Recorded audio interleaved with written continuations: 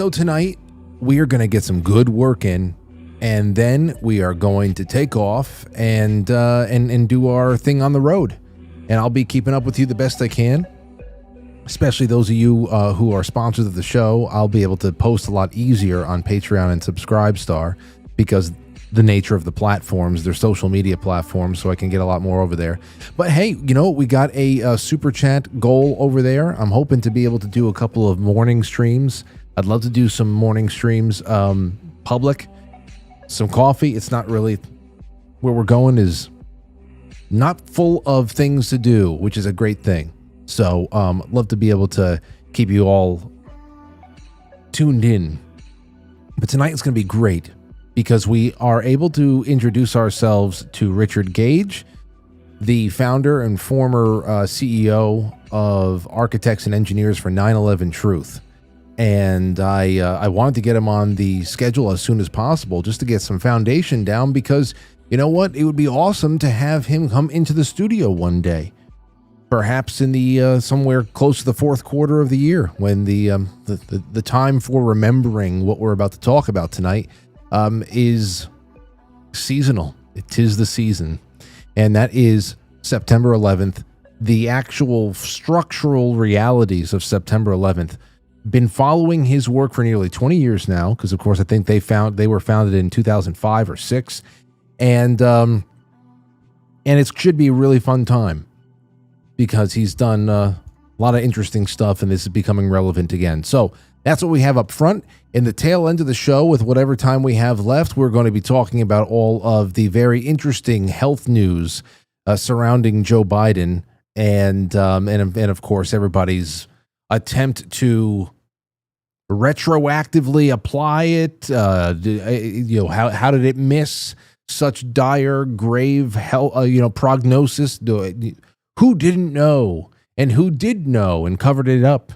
And I mean, listen, it's insane, but it's news, and I would be remiss if I forget about this, or, you know, there's actually way too much to do in the time that we have allotted to us. So either way, we're going to just get started. Oh, here's another one for you. What did you think about Kash Patel and Dan Bongino sitting down and just telling you, listen, we've seen everything there needs to be seen or can be seen and known about Jeffrey Epstein, and trust us, he killed himself. Does this move the needle for you at all after all these years? You said Jeffrey Epstein committed suicide. People don't believe it. Well, I mean, listen, they have a right to their opinion, but as someone who has worked as a public defender, as a prosecutor, who's been in that prison system, who's been in the Metropolitan Detention Center, who's been in segregated housing, you know a suicide when you see one, and that's what that was.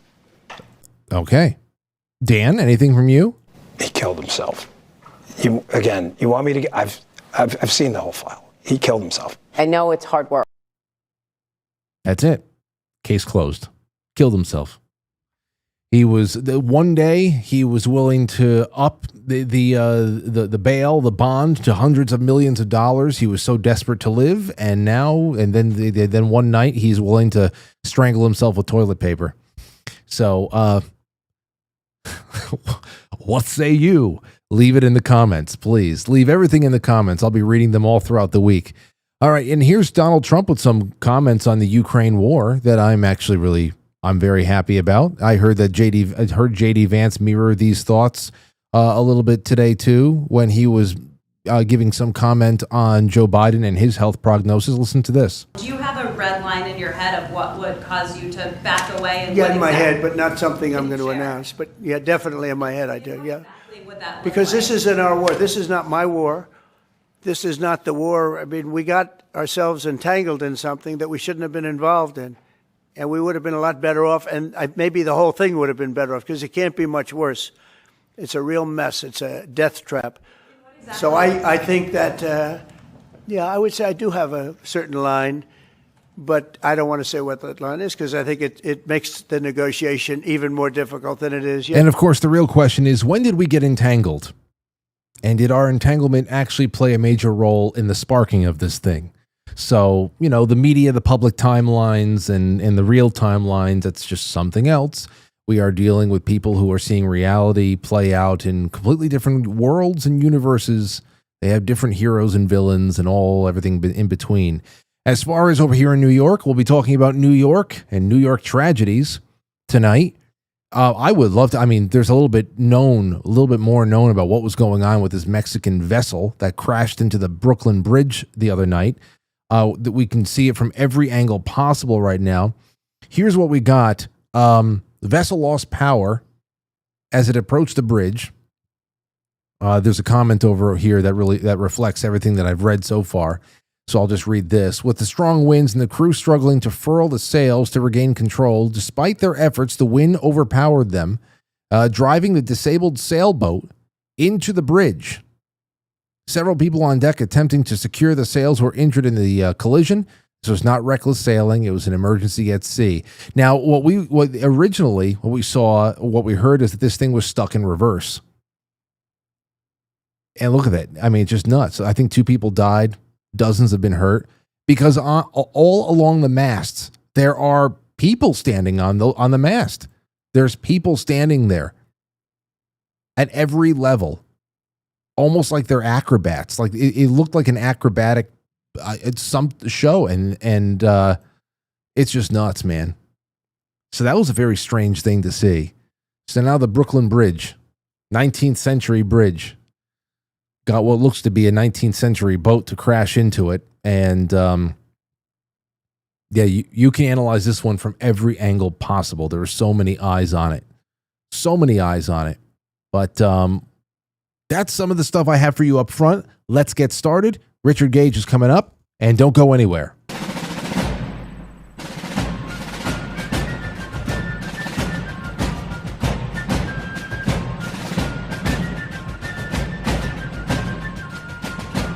You let one ant stand up to us, then they all might stand up. Those puny little ants outnumber us 100 to 1. And if they ever figure that out, there goes our way of life. It's not about food. It's about keeping those ants in line. That's why we're going back. Does anybody else want to stay? Let's rock!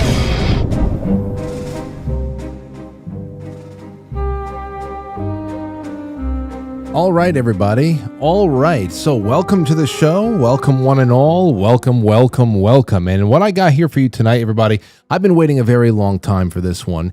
I would love for you to all please welcome aboard San Francisco Bay Area architect Richard Gage, AIA, member of the American Institute of Architects and founder and former CEO of Architects and Engineers for 9/11 Truth. He now leads the charge for a new World Trade Center investigation, along with his courageous wife, Gail, who I have been interfacing with to make this all happen. She's fantastic. RichardGage911.org. Welcome to the show, Richard. It's so great to finally meet you after all these years. You too, Frank. Awesome to be here with you. Thanks for having me. Yes. Yeah. Well, first, before we get started, our mutual friend, Charlie Robinson, sends his love, by the way. Oh, he's awesome. Yeah, Charlie. Nothing but great things to say about you, of course. So, you know what? Would you please, I've been following your work for nearly 20 years now, but would you please let us all know a little bit about your professional background and experience in this respective field? Sure. I'm a 36-year San Francisco Bay Area architect, founder and former CEO of Architects and Engineers for 9/11 Truth.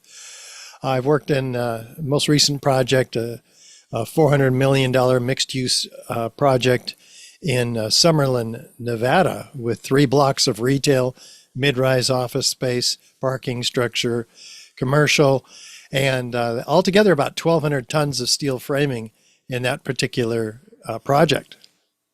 It's a lot of work, and of course, then we have history that is just thrust into your lap and all of our laps. I was 17 years old in 2001, so we were all seeing what played out in September of that year from different vantage points and through different lenses. And it was the destruction of the World Trade Center the first time you applied your experience in a forensic way?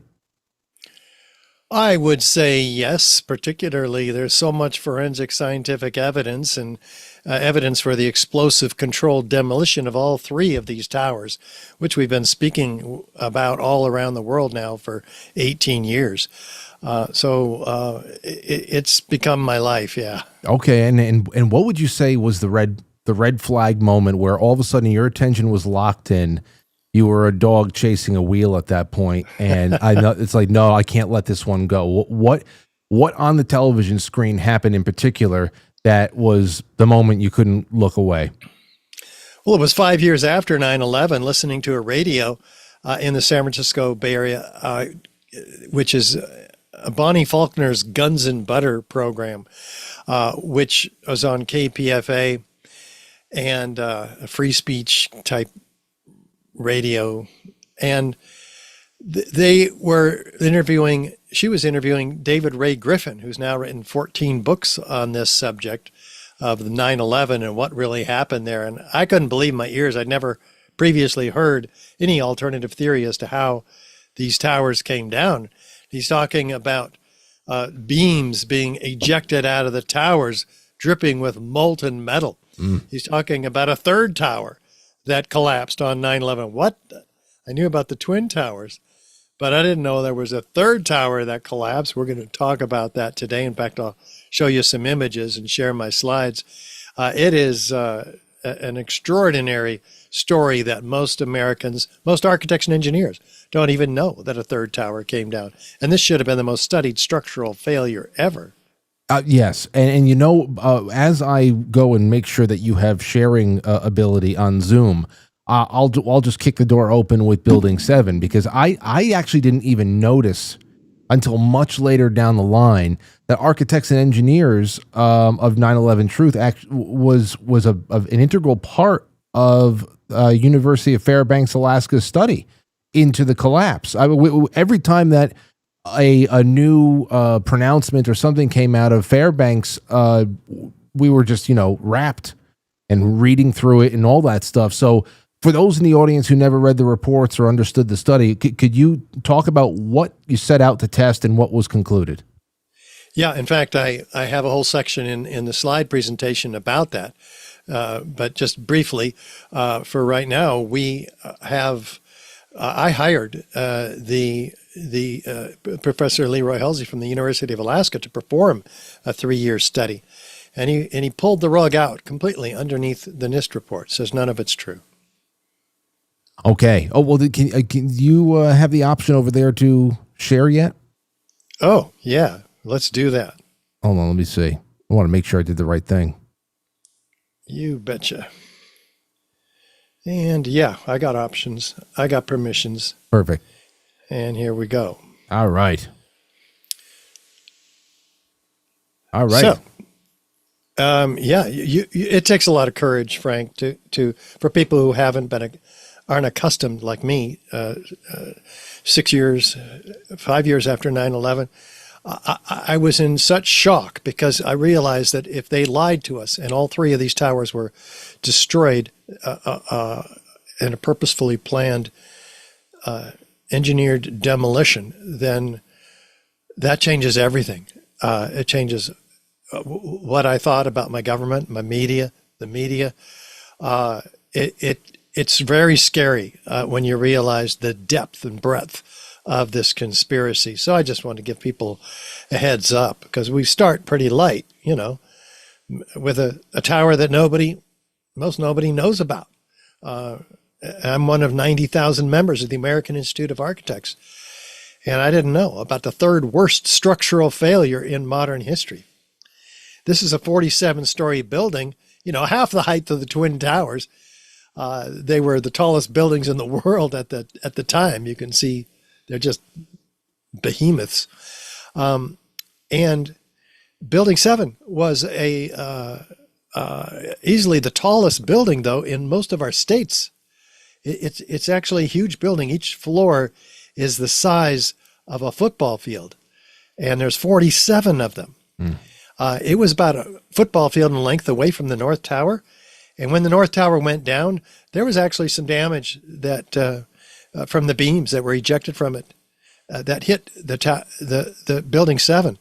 But NIST, the National Institute of Standards and Technology, who was tasked by Congress to explain these collapses to the American people, did the report on this building. They said that this damage was not a factor in the building's collapse. So what was? Well, let's look at the collapse first, right? We have the east penthouse dropping down. This is all after witnesses hear explosions, and I'll play some of those testimonies for you. The east penthouse comes down first, and 6 seconds later, the entire building does this, straight down, uniformly, symmetrically, into its own footprint. We're all going, wait a minute. I know what that is. You ever seen that, Frank? Yes. Yeah, I've seen many a shopping mall go down like that. Yeah, the old hotels in Las Vegas, too. So what does NIST say? This is Shyam Sunder, their project leader. What we found was that uncontrolled building fires caused an extraordinary event. The collapse of World Trade Center 7 was primarily due to fire. Due to fires. Okay, well, let's look at those fires, shall we? They're few, they're small, and they're scattered. These are the only photos we have of these fires in the building. So we've got some questions here right away, right? Wait a minute, these fires brought that building down like that? That's what we're going to talk about here. First of all, on the 12th floor, they say those are the fires that caused the building to initiate the collapse, that caused the initiation of collapse. And so around column 79 here, we have in the northeast corner of the building, raging fires, they say, at the time of the collapse. Well, because they have to be at the time of the collapse because this is a new phenomenon NIST discovered and found that it expanded long span beams. These are 50-foot long beams, pushing this girder off of its seat on column 79, causing a progressive collapse in that northeast corner. And then this collapse travels laterally across the building. Again, a football field length building. So that's the official theory in a nutshell. But as you can see, the photographs show that the fires were burnt out on the 12th floor and all moving all the way over here well before the collapse. So the beams couldn't have been expanding. So that's just the beginning of our problems with NIST. Not to forget the fact that not one steel frame, fire protected structure has ever collapsed due to fire. It's never happened. They're like incinerators. They're designed to burn everything out inside them and still stand, allowing people to get out. They're type 1 buildings. They have 3-hour fire protection on the columns, 2-hour fire protection on the beams and floors. So that's plenty of time because the fire can only burn in 1 hour, even though these are long fires that burned over many floors in these buildings. There's only so much fuel in a given area to burn about 20 minutes. And even after 9/11, we have these fully engulfed fires. No, they didn't come down either. This is unprecedented. So NIST is trying to tell us that something happened for the first time ever. And those few small scattered fires brought this building down. Well, what does it really look like? I mean, let's be honest with ourselves. Building 7's on the right, a series of known controlled demolitions on the left. Is there any similarity? Is there enough to warrant an investigation into the possible use of explosives? Especially since fire, the official cause of this building's collapse, has never in history brought down a steel-framed, fire-protected structure ever. So we got to ask ourselves, well, what could? Could controlled demolition? Yeah, that's what does it. Does Building 7 have any of those features? Let's see. Is there feature number 1, a sudden onset of destruction?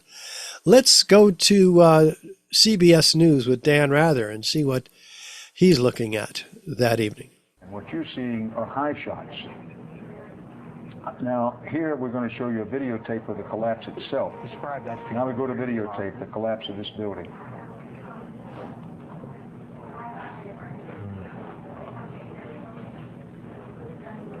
It's amazing. Amazing, incredible, pick your word. For the third time today, it's reminiscent of those pictures we've all seen too much on television before when a building was deliberately destroyed by well-placed dynamite to knock it down. Whoa, wait a minute. What do you say? He's using his common sense, right? This is what it looks like. He's seen this before, but he's never repeated this after 9/11. In fact, with only 2 exceptions, we've never seen Building 7 on TV collapsing. It's like it's been swept under the rug. Again, most architects know nothing about it. It's just been hidden from us. And engineers, the American Society of Civil Engineers didn't properly inform their members about this either. Structural engineers design these buildings. Do we have a straight down symmetrical collapse? Feature number 2. Let's go to West Street and see.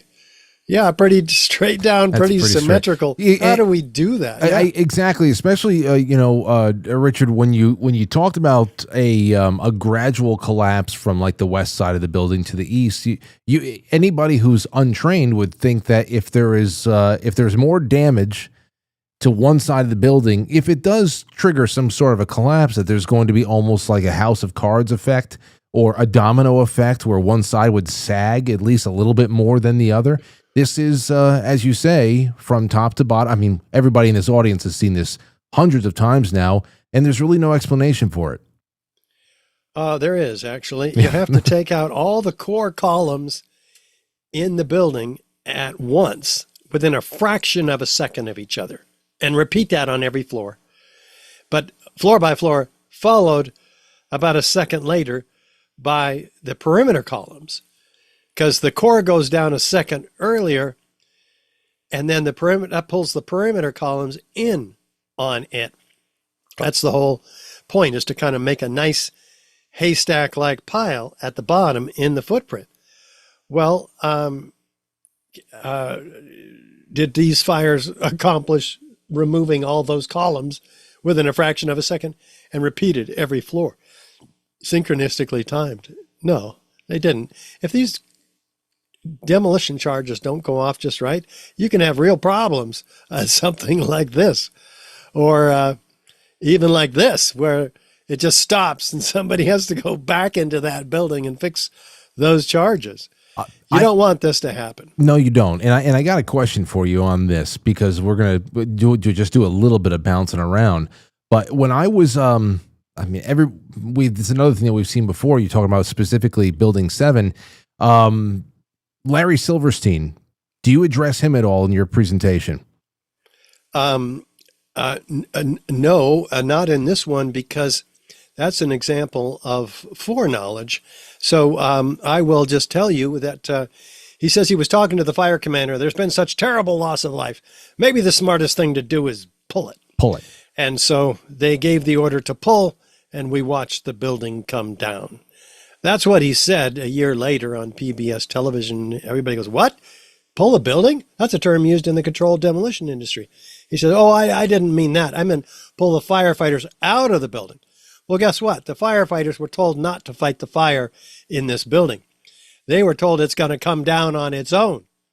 And sure enough, it did. So let me ask you this, because with everything you're showing on the screen, and what you're talking about inner columns, outer columns, how long would it take for a professional demolition team to rig a building like World Trade Center 7? How much time would they need to be able to do this? Because obviously you can't just make a decision to pull this. You can't just rig it on up, because there is, carpet, and carpets are on fire, and so are some cubicles. Hey, let's rig this to go. How long does this take, the process? It takes a month. And this building's on fire. So you're not going to go in there and set charges on the day of 9/11 when it's on fire. In fact, those fires were said by NIST to be raging around this column. And as we saw, the fires are burnt out. So the question is, are these fires in the northeast corner that NIST claims caused the initiation of that collapse, are they going to cause this building to come down symmetrically? Buildings that are damaged on one side, they tip over. They don't fall straight down. So it makes no sense. It's just intuitive that we would have expected this building to fall straight down. In fact, if we look and see how fast it's coming down, physics teacher David Chandler and others have timed it, it comes down at free fall. Hey, that's as fast as a bowling ball falling out of the sky. The bowling ball has no structure underneath it. That's how it can fall at free fall. This building had 40,000 tons of incredibly robust design structure, 3 to 5 times stronger than it ever needed to be. So how could it fall at free fall?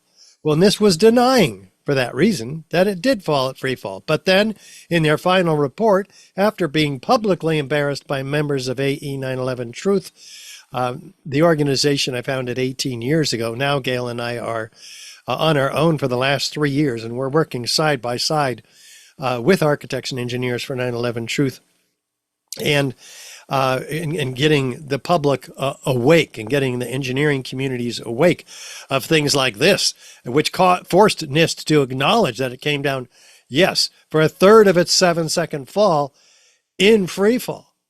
Well, what does that mean? Where did all those columns go? That means that not one of these columns gave any resistance for this building's 3-second free fall.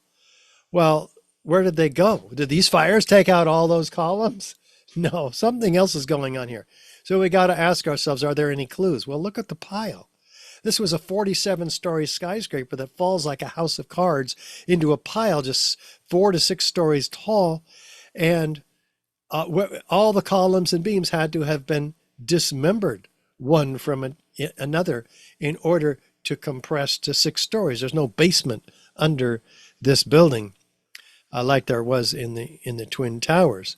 So buildings that fall naturally, in this case due to earthquakes, they fall over. The columns and beams are not severed one from another. We can recognize the building certainly damaged, but as a building damaged, not completely fallen like a house of cards. The concrete's not pulverized to a fine powder. Can these fires accomplish that degree of pulverization? No. What can? Well, we're going to start looking for other clues. Let's start with the witnesses of explosions. This is Daryl, a medical student, and he is being interviewed on the radio that evening. We were watching the building actually because it was on fire. The bottom floors of the building were on fire, and we heard this sound that sounded like a clap of thunder. Turned around, we were shocked to see that the building was, it looked like there was a shock wave ripping through the building, and the windows all busted out, and it was horrifying. And then, about a second later, the bottom floor caves out, and the building followed after that, and we saw the building crash down all the way to the ground. Okay, sound of a clap of thunder, a shock wave ripping through the building, the windows busting out, and then the building coming down. This is pretty important testimony. Listen to Kevin McPadden, former Air Force medic, who was doing triage in the building, but they moved them back because they were told it was going to come down. This is what he experiences. You heard explosions, like boom. It's like a distinct sound. It's not like when in compression, like boom, boom, boom, boom, boom, like floors that were dropping and collapsing. This was boom, and like you felt a rumble in the ground, like almost like you wanted to grab onto something. That, to me, I knew that was an explosion. There was no doubt in my mind. No, very interesting. Well, what about Bill Rosati? What did he see? I was standing like 2 blocks away, and all of a sudden I just seen a big flash, and then I seen the building coming down, and I just seen people just running everywhere, chaotic like. A big flash of light and then the building coming down. How about Barry Jennings and the attorney for Mayor Giuliani, Michael Hess? They didn't realize the building had been evacuated after the planes hit the towers, but well before the towers came down. They're in this building, and they were told, they got up to the 23rd floor of the Emergency Operations Management Center, and they were told to get out of the building because there's bombs in the building. And sure enough, this is what they experienced on the way out. When we got to the 8th floor, I started walking to one side of the building. That side of the building was gone. The first explosion I heard when I was on the stairwell landing, when we made it down to the 6th floor. Then we made it back to the 8th floor. I heard some more explosions. What sort of sound? Like a boom, like an explosion. More than one? Yes. We started walking down the stairs. We made it to the 8th floor. Big explosion. Blew us back into the 8th floor. When we get outside, a police officer comes to me and says, you have to run. We have more information of bombs, so you have to run. Information of bombs. Bombs like this heard in the late afternoon of 9/11? Yeah, here's one of the guys who can tell you I'm okay, all right? Here, hold on. You want to call your mother or something? Jeez, no. NIST says there's no witnesses of explosions or bombs, and they've said they've interviewed 116 people and first responders, and apparently they missed all of these, and the other ones we're going to talk about. Richard, have you been able to, in all of your work, because you prepared diligently for appearance in court and trying to get this litigated, have you spent any time talking with witnesses? Yeah, there's several, all kinds of witnesses. Yeah, we've been at this 18 years now. I mean, there's so much here, and let me ask you a quick again about all the Building 7 investigations or the testing that was done at University of Fairbanks, Alaska.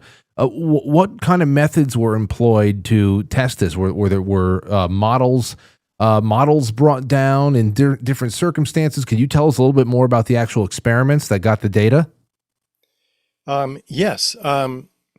Because I did for this particular short version of the presentation, I had to cut that out. Sorry about that. Oh, no problem. We'll continue with this then. We'll talk about that at the end if you want.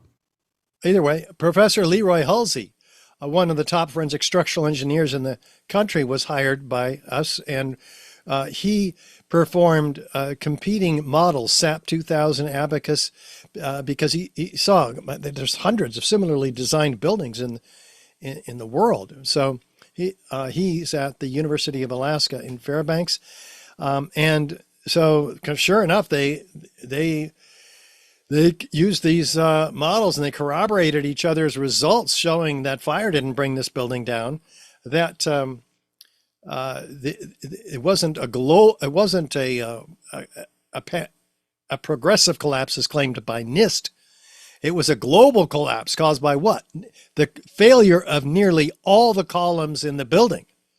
And that's a damning indictment with much more sophisticated software than NIST had available. Wow. A decade earlier. So, yeah, and in fact, that caught the attention of Kamal Obeid, structural engineer. A localized failure, he says, in a steel frame building like World Trade Center 7 cannot cause a catastrophic collapse like a house of cards without a simultaneous and patterned loss of several of its columns at key locations within the building. And this is the report, and these are the models that Kamal Obeid used along with Professor Halsey to help him document his complete takedown of the NIST report. In fact, he said, gosh, if columns 79, 80, and 81 did fail, the building would begin to tip over. Well, that's intuitive. Those columns are on the right corner of this building. So that makes sense. What does he have to do to this building to get it to behave like we saw in the video? He has to take out all the columns in the building. So that proves what happened here. All the columns in the building had to have been taken out in order for the building to fall like the video in the center, and versus NIST's computer model on the right, where they had to delete all the connections for 400 structural steel beamed column connections every second in order to get this building to fall, and still it begins to crumple up. Yep. You can't even reverse engineer it to get it to fall like the video. And they stop it after 2 seconds into the global collapse because it begins to tip over to the right. So they don't want that to be seen. You see that on the right, Richard, that is what I had in my mind based on what you were describing in the beginning about how the damage was so loaded off to the west side of the building, or whichever direction it was. I said, this is going to just crumble from left to right, and it's not going to look like the end result at all. No, No, it clearly doesn't. That's why they don't show it to us. They discredit their own theories. So University of Alaska says the fire did not cause the collapse. The temperatures were not high enough to cause the weakening of the steel framing. Thermal expansion did not result in a loss of support for the beams and girders. This was a global failure involving the near simultaneous failure of all the columns in the building, not a progressive collapse as claimed by NIST. So we have to ask ourselves, because this Professor Halsey did not pursue the forensic evidence there. He's a structural engineer, not a metallurgist, but let's look at what was found by FEMA in their report, which they produced in 2002, before NIST took over the investigation and threw out this report. What do they find? Never before observed eutectic reactions with intergranular melting, causing a solid steel girder to turn into Swiss cheese, like you see in this piece of World Trade Center 7 steel. Well, fires are not, you can't do this to steel. Steel is fireproof in office fire conditions. We're talking 3,000 degrees to melt steel here, Fahrenheit. Fires are only typically a quarter or a third of those temperatures, sometimes even a half, but that's the max.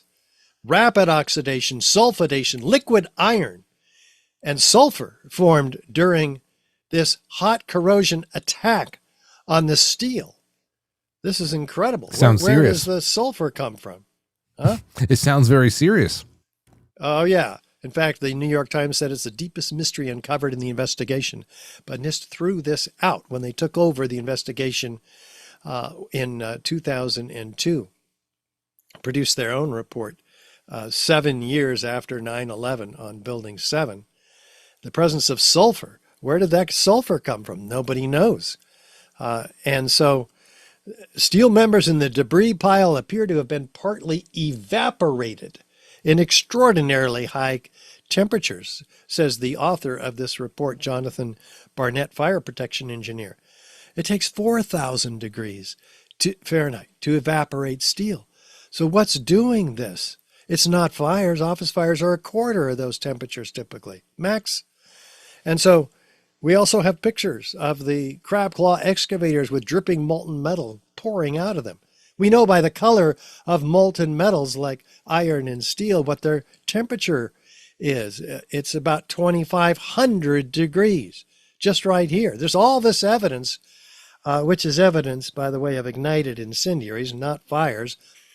The worst fires possible that are modeled for the most conservative conditions are 1,830 degrees Fahrenheit. We're talking twice those temperatures. And jet fuel only burns at 600 degrees Fahrenheit in open air. So what can produce the temperatures of 4,000 degrees? Well, thermite can. What is that anyway? An incendiary used by the military, thermite is a compound of iron oxide and aluminum, which when ignited sustains an extreme heat reaction, creating molten iron. In just 2 seconds, thermite can reach temperatures over 4,500 degrees Fahrenheit, quite enough to liquefy steel. We know that open-air fires cannot burn hot enough to melt steel, but metal had melted at the base of the towers. Appendix C of the FEMA report describes sulfur residues on the World Trade Center steel. The New York Times called this the deepest mystery of all. Sulfur slightly lowers the melting point of iron, and iron oxide and iron sulfide had formed on the surface of the structural steel. Sulfur used with thermite is called thermate, producing even faster results. Oh, this is getting really interesting now, because if thermate were used, it would explain the presence of these incredible temperatures, 4,000 degrees. It would explain the presence of molten iron. That's elemental iron, the byproduct of thermite, molten iron, not steel. It also would explain the presence of sulfur, which is added to thermite to become thermate, much more effective at cutting through steel.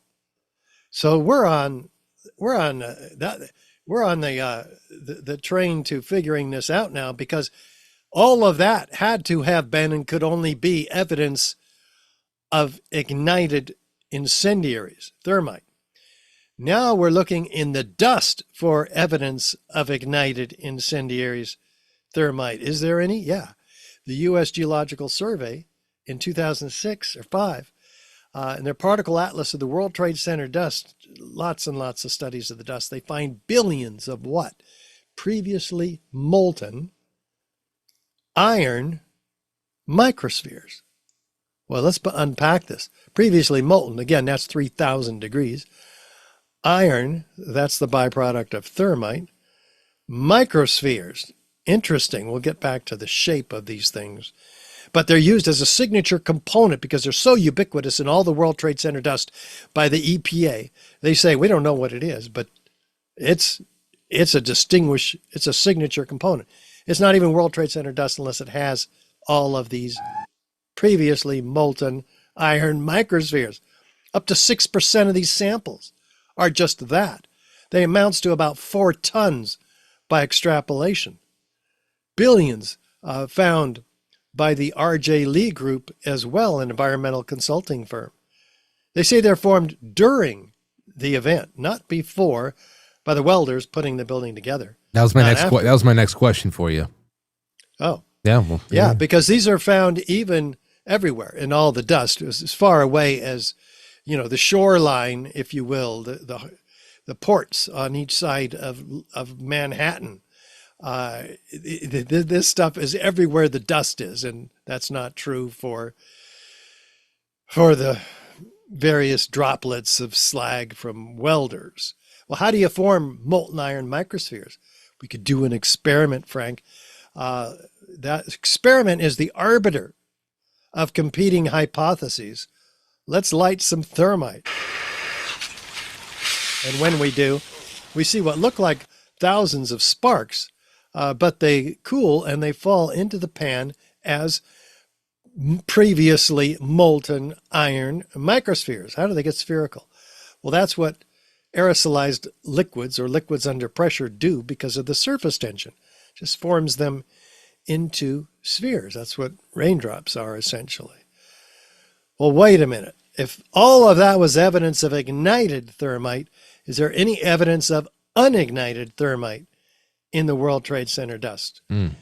Yeah, a team of 8 international scientists led by Niels Harrit in Copenhagen does testing on the 7 independently collected samples, including all the way down here on the Brooklyn Bridge on-ramp. They find these curious red-gray chips, red on one side, gray on the other. They thought they were paint because they're dual layered, so they were applied with a fluid. But unlike paint, they are attracted by a magnet. The largest ones are about 1/16 of an inch large. So they get real curious. They say, wait a minute, paint isn't attracted by a magnet. Even primer paint, which has iron in it, it's not magnetic.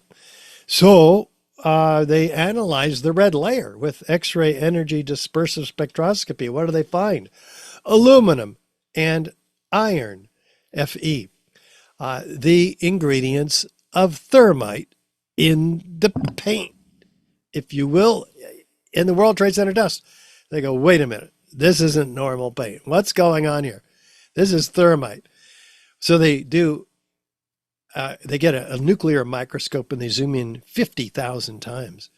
And they find what? Nano-sized particles of iron oxide crystals and aluminum platelets. They're 1,000 times smaller than the diameter of a human hair. This is nano-engineered thermite. It's fascinating. And it has organic material, oxygen, silica, carbon. Organic materials added to TNT to expand rapidly in gases and knock things over. That's how explosives work. Whereas incendiaries work by means of just burning things up with massive heat, 4,000 or 5,000 degrees. So we've got an incendiary that's been engineered here to become more explosive. It's called super thermite. Lawrence Livermore Laboratory developed it before 2001. Explosive composites based on thermite reactions whose fuel and oxidizer constituents are intimately mixed on the nanometer size scale. You see, when you get these particles this small, the surface volume increases exponentially. And you have an instantaneous chemical reaction. You've engineered something to become much faster burning. So they get control over it that way. In fact, when they put it in their chips, in a differential scanning calorimeter, a heater that measures the resultant energy from these going off, they find that they ignite at about 450 degrees Celsius or so. Well, that's exactly what the thermite reaction, the test studies, the chips in these studies from this team of 8 scientists did also. They all ignite at 420 Celsius. So this is pretty incredible. Paint doesn't produce all this energy when it ignites. It's a lot more energy than it started out with. And what do you think happens when it ignites? It produces what? Molten iron microspheres with the same chemical signature as the molten iron microspheres produced and found and documented in all the World Trade Center dust by the U.S. Geological Survey and R.J. Lee. So we know exactly where those previously molten iron microspheres came from. They came from these red-gray chips. Now, Richard, can I just interject and ask you another question? Is, when we talk about evidence removal, I mean, people have often compared the removal of debris from Lower Manhattan with the, how swift it was. They send it out off to make Navy ships out of them and all that stuff. But the removal of all that debris has often been compared to removing evidence from a crime scene. But it seems just from the dust alone here and from other debris that's been collected, so much definitive work has been done. Is there anything that was, in particular, any studies that were inhibited in particular because of how they cleaned the place up over the course of months? Well, sure. They started just 2 weeks after 9/11 with 400 truckloads a day, carting all of that evidence to the barges to be sent to China for recycling before investigators could get their hands on it and do a proper forensic investigation. This is the illegal destruction of evidence in a crime scene, and you can see why. Because this is very sophisticated material in the dust and on the ends of the steel beams too, which were studied also by groups of people and finding the evidence of thermite there as well. So this is very sophisticated material. It's not made in a cave in Afghanistan. This leads to the real perpetrators of 9/11, which is why you have the illegal destruction of evidence in a crime scene.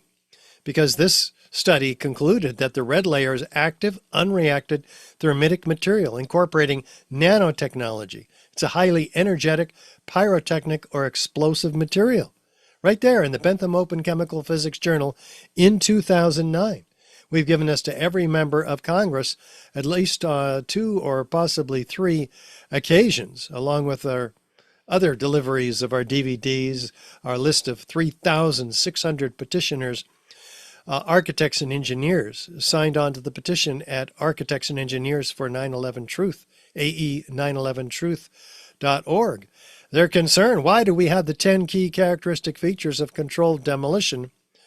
Why is fire not able to account for any of these, let alone all of them, with additional circumstantial evidence, corroborative testimony that we show more of in our longer presentations? This becomes proof of controlled demolition, a body of proof that's clearly convinced 10 or 20 times the amount of architects and engineers that NIST has signed on to their document to demand a new investigation. And many of them appear in the film series 9/11 Crime Scene to Courtroom.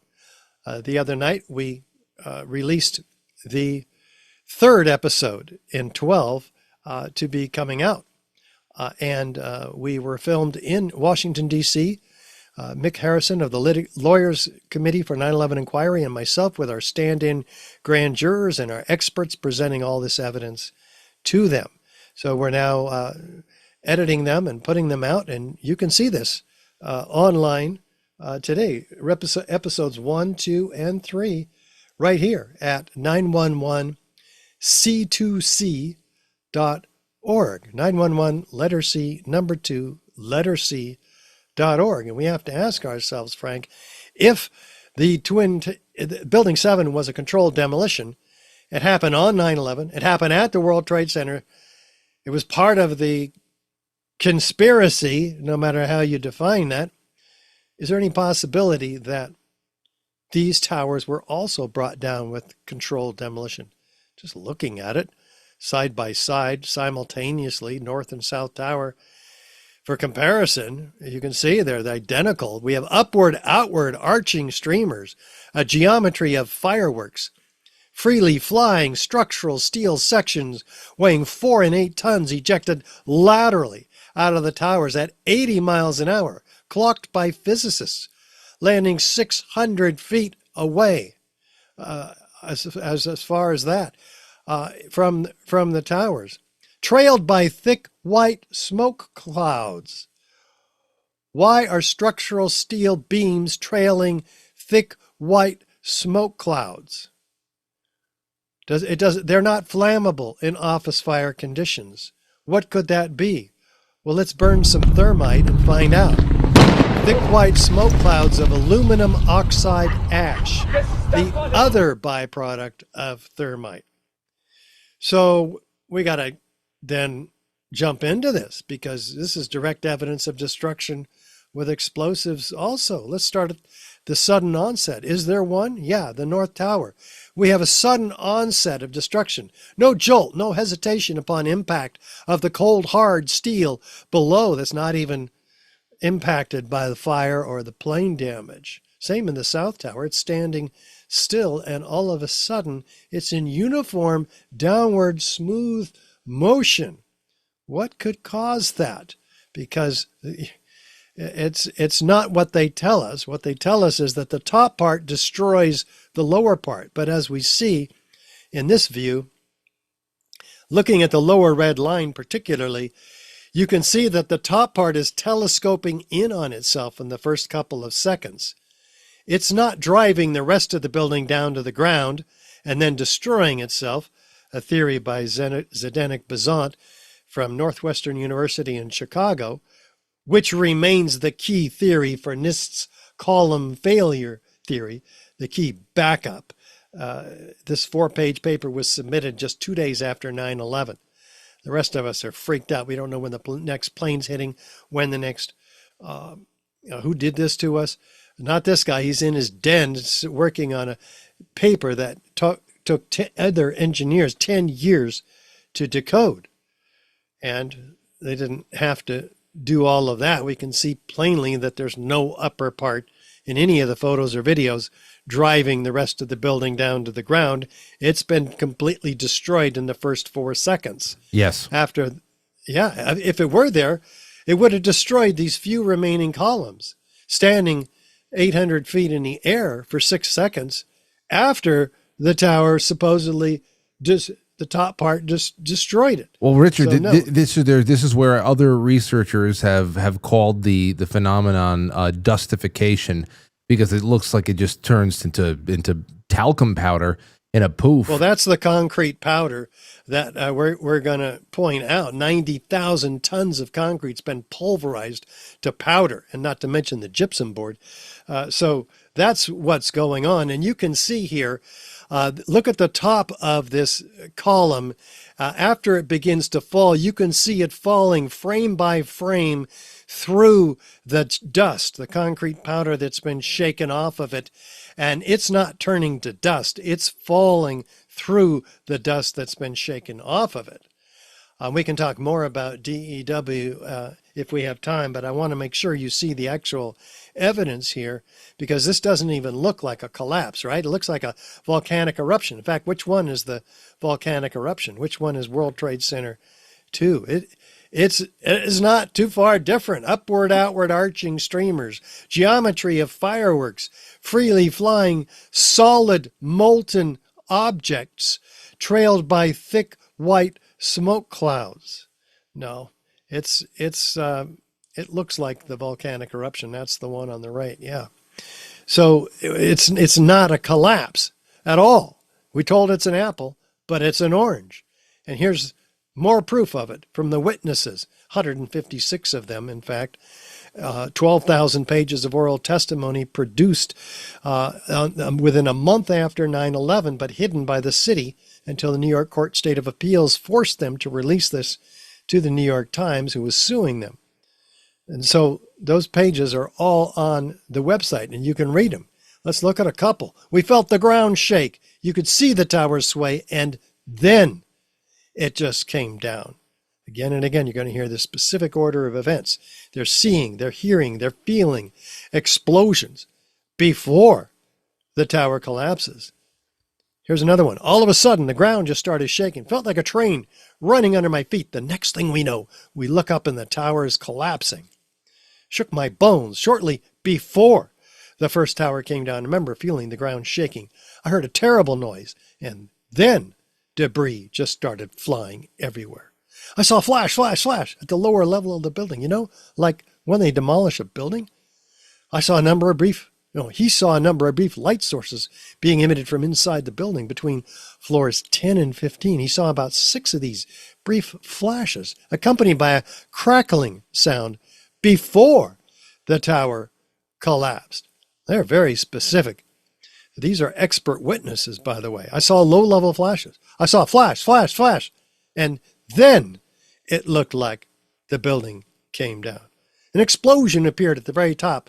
Simultaneously from all 4 sides, materials shot out horizontally. And then there seemed to be a momentary delay before you could see the beginning of the collapse. How specific does this fire chief need to be in his description? Not one of these witnesses were included in any of the NIST reports. There was an explosion in the South Tower, one floor under another. When it hit about the 5th floor, I figured it was a bomb because it looked like a synchronized, deliberate kind of thing. I just read you about 8 of these quotes. There's 156 of them.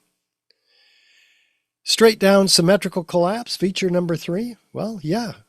It actually begins to tip over at first. The South Tower, it's tipping over at 22 degrees, in fact. And so we have asymmetrical loading on the building below by this part that's falling off. Asymmetrical damage from the fires. Asymmetrical damage from the airplane impacts. How in the world do we get complete symmetrical damage all the way around each face of the building, just like the firefighters described, like a belt? All these explosions, a couple of them say. And we can zoom in the leading corner of these explosions right here in this looped video. We can see about a dozen independent explosions. These are clearly pre-placed charges in the exterior perimeter structural steel system. And again, it takes months to set these, but this building was occupied only about half of its occupancy rate. Which is 50,000 people, but less than half of that were evacuated. So we've got to get to the bottom of this, and that's what we're doing here. We can even see with feature number 4, explosive ejections coming out of the towers, 20 stories down below that zone of destruction, 40 stories down below that zone of destruction. These explosions are occurring as far down as 60 stories below the zone of destruction. There's no accounting whatsoever in the official narrative for these explosions occurring, or these dozens of them, out of the left side of the South Tower, even as it begins to lean to the right and start its fall in that direction. Now, Richard, the outlier there would be the ejections at 60 floors prior, but somebody, an untrained person like myself, would just look at a building, regardless of what's bringing them down, looking at a building that is now just coming down. we would naturally think that some of these ejections just has to be just air pressure. Is that what to what degree is that a factor? Well, if there first of all, the top part's been blown up. We saw in the first 4 seconds it's destroyed, so it can't be creating these high velocity bursts that are actually measured by physicists at 160 miles an hour. These are explosive speeds, not air pressure from some piston or pile driver at the top driving air down. But even if that were the case, the top part driving down and creating air pressure would blow out all the windows, because this is open office planning. That was the whole point of 60-foot spans from the core to the perimeter structure. 60 feet on 2 sides, 35 feet on the other 2 sides, open office, almost all of it. So those windows would all go at once if there was air pressure, not these high velocity, mistimed explosions, if you will, which are ejecting solid objects out of them. And then the whole thing's coming down at near free fall acceleration, again, clocked by physicists, in this case, David Chandler, physics teacher. He has documented that this is coming down at 64% of gravity. That is near free fall acceleration. That's almost as fast as a bowling ball falling out of the sky. So that means that 90% of the structure has been removed so that it could fall and accelerate as it's falling. It's not decelerating. It's not meeting resistance and slowing down through what? 80,000 tons of structural steel beneath the point of plane impacts. This is not going to just give up 90% of its power because it's scared. It's not going to happen. There's 47 massive core columns, and then on the outside, 240 perimeter columns, 14-inch square steel tube columns that are getting heavier and heavier and heavier as you go down. And Richard, our current president, Donald Trump, assessed these attacks on a television interview, I believe on ABC, maybe a day or two after it all happened. And every once in a while we'll play that in September. And he suspected there, just speaking as a real estate developer in that city, that there had to be some combination of bombs that were used because of the way that the towers were constructed from the outside in. We actually have a little bit of a background on this because of who's in office right now. That was his professional assessment of it at the time. Yeah, and it actually wasn't that professional. He made a lot of errors in that assessment. But the planes did penetrate the exterior structure, and they didn't have to do it with bombs. They had 500 miles an hour and a heck of a lot of kinetic energy to push in this rectilinear pattern of exterior structural steel sections, which were only bolted one to another with 4 to 6 bolts at the top and bottom, and more bolts on the sides of the spandrel panels. So each of those were punched in. The plane didn't cut any of the perimeter columns. So we can get more into that, but I want to make sure you can see what happened to these exterior sections, because they were ejected, as we saw, but landing, impaling themselves in skyscrapers all around, destroying the Winter Garden 600 feet away, destroying the Deutsche Bank building to the south. And they're massive beams.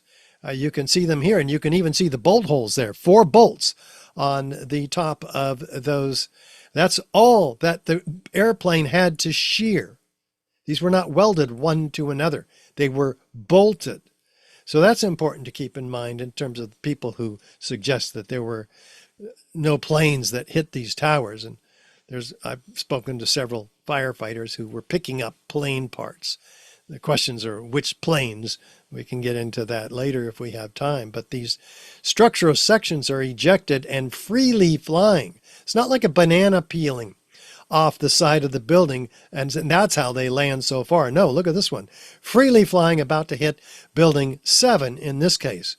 But look at this. Back 2, forward 2, back 2. It's horizontally ejected. How does gravity work? Down. What's going on here? Some incredible explosive force is sending it out, and then gravity takes over to 45 degrees. And how do we know that? Because it's trailing thick white smoke clouds telling us its trajectory. Again, aluminum oxide ash is the only plausible explanation for these thick white smoke clouds trailing these inflammable structural steel sections. There's enough energy in hurling each of these to fire a 200-pound cannonball 3 miles. And it's a 1,200-foot diameter outside each tower that all of this steel lands in, well outside the boundary of the World Trade Center. And by the way, if 100,000 tons of structural steel framing is distributed outside the perimeter, we have to ask ourselves a very key question. What's crushing the building? This is a third of the weight of each building, the steel. And it's not available to crush the building. If it's 600 feet away from the building, it wasn't there. Maybe it was the concrete. Because we got to look and see what happened to this concrete, feature number 8. Because we had 110 floors, each an acre in size. We're looking for those floor assemblies with concrete poured on metal decking supported by lightweight steel trusses. We're looking for 110 of these, each an acre in size. We don't see 1. We don't see 50. We certainly don't see 10. We don't see 1 of these acre-sized floors, or a half acre, quarter acre, or 1/16 of an acre size floor truss. No, they're and floor panel. They're gone. In a real pancaking collapse, we see pancakes. They're stacked up, right? Like in Mexico in this earthquake. Well, where's the concrete? Oh, there it is.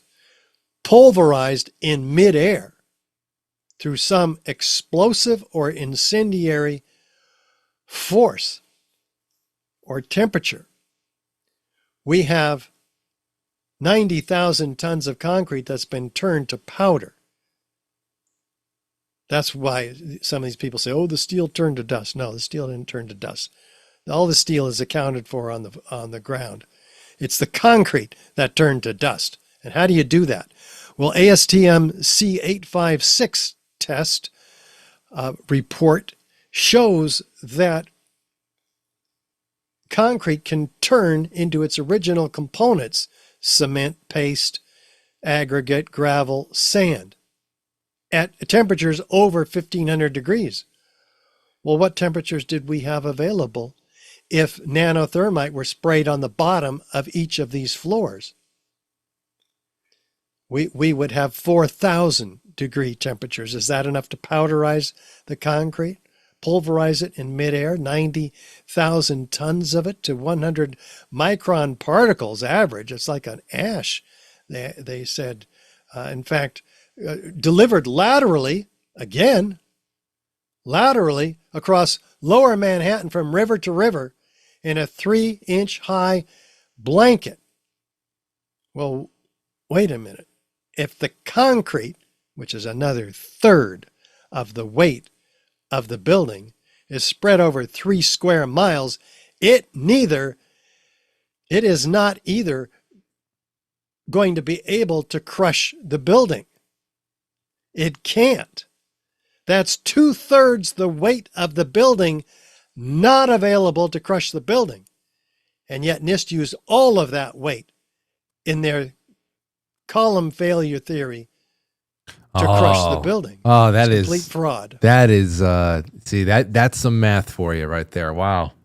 It's very clear. Yeah, it is. Wow. And Zdenek Bazant not only used all of that weight, but he doubled it in his calculation by 2.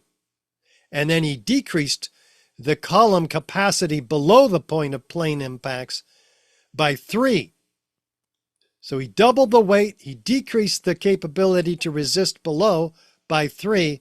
It's completely rigged in favor of a collapse. And so there's an ethics violation against the American Society of Civil Engineers because they won't publish that report. And with all of this evidence of some key characteristic and some very uncharacteristic features in the Twin Towers with the explosiveness.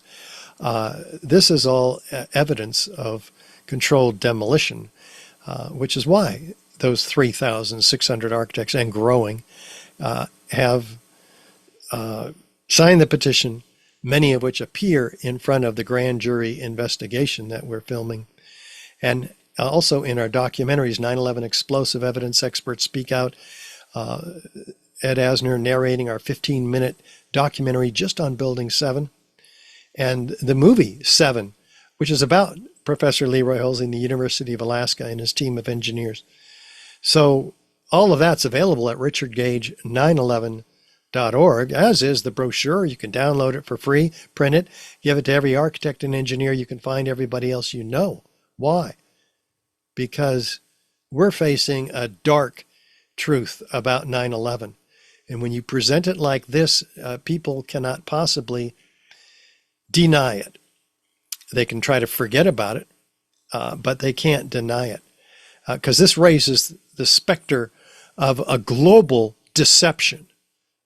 Because this, again, prompted the powers that be to coalesce their armies to go to war in Afghanistan and Iraq and steal the resources of those countries, opium production in Afghanistan and oil in Iraq, surround Iran with 24 bases, all for the greater Israel, essentially, which we can talk about, as General Wesley Clark said, that Donald Rumsfeld had ordered the invasion, the takedown of 7 countries in 5 years. He told this to Wesley Clark. Well, another general told it to Wesley Clark, and he told us publicly they're going to take down Lebanon, Libya, Yemen, Syria, and other countries, Sudan, Somalia, and ending with Iran. And so, we have some of those bases left in the Middle East and Iraq to pretty much surround Iran. And that is the final ticket. And there's some disagreement between Trump and Netanyahu over this now. So who knows where that's going. But all of this also with the Patriot Act, the Military Commissions Act, the National Defense Authorization Act of 2012, all of which built a structure of surveillance and control, which now somehow it's legal for them to steal our emails, our texts, our phone calls, all of them illegally, unconstitutionally swept up, stored for use against us in the largest building in Utah. So this has happened because we were doing this. We had our heads in the sands, and we got to pull our head out of the sand, or we're going to get another 9/11. Like we had the last 4 years with the false disease that's been engineered and the false solution for it that's far more harmful than the original disease. So we've got to speak the truth. And that's what we're doing, you and me, Frank, and so many others. And hopefully we can motivate people to share this podcast with many, many others and all the other podcasts on Frank's program. Speaking frankly, right? Yeah, just about. I'm with you, 100%.